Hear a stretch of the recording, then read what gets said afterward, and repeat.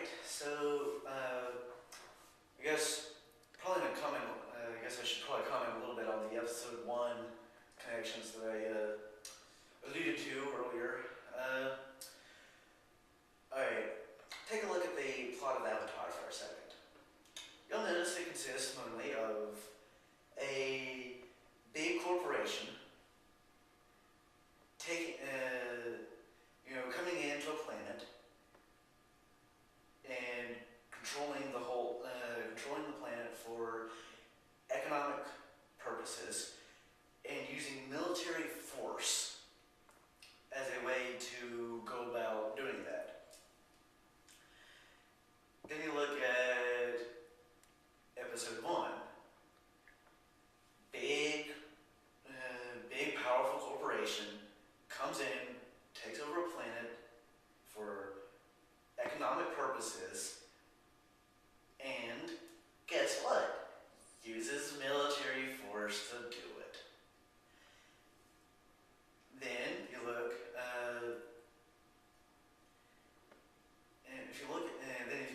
go in, you got Anakin Skywalker in episode one, who happens to be the only human that can come in and do pod racing. Then you look at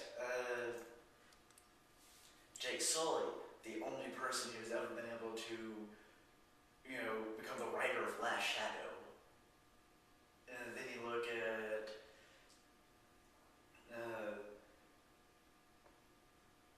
the Queen Amidala trying to use diplomatic measures and then realizing, you know what, screw it, this ain't working out. You got Jake Sully and Grace Augustine trying to negotiate between the company and the RDA and the Na'vi. Then you look at it and then you can keep going. The Naboo and the Gungans in episode one don't get along and they have to work out the differences. And once they do, they become badass. And they take on the Trade Federation and win. Then you look at Avatar, Grace, Norm, and Jake have this uneasy relationship, to say the least, with the Na'vi. They work out their differences, and then that's when they're able to come in and say, dude, we kick ass and kick the RDA off of Pandora. So, I guess the only real difference that I can see between the plots is that none of the people involved in the plot of Avatar had to leave the planet to gather their allies or to get support or anything, compared to the Queen Amidala, who had to go to Tatooine on her way to Coruscant to get allies. But when you look at the general overall story arc, there's the same. The fact that Queen Amidala left the planet is a relatively minor point. And actually, Queen Amidala leaving the planet actually sets up another one of the points of similarity between the movies. Namely the Anakin Skywalker, Jake Sully, being able to fly their respective thingies. So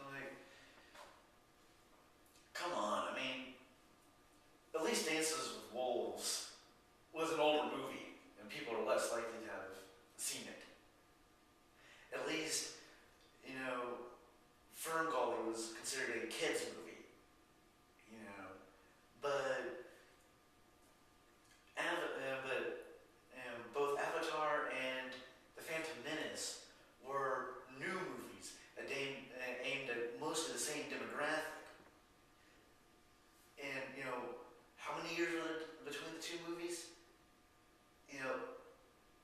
Granted, a few, but people, I'm willing to bet, more than just me have, seen the movies and can remember the major plot points and everything enough to catch these mistakes.